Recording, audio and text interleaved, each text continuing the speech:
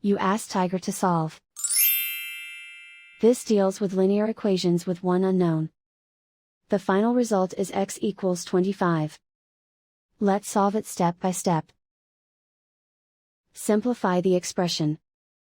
Group like terms. Simplify the arithmetic. Group all constants on the right side of the equation.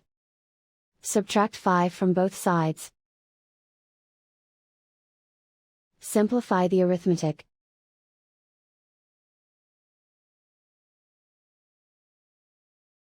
Isolate the x. Divide both sides by 7. Simplify the fraction. Find the greatest common factor of the numerator and denominator. Factor out and cancel the greatest common factor. And so the final result is x equals 25.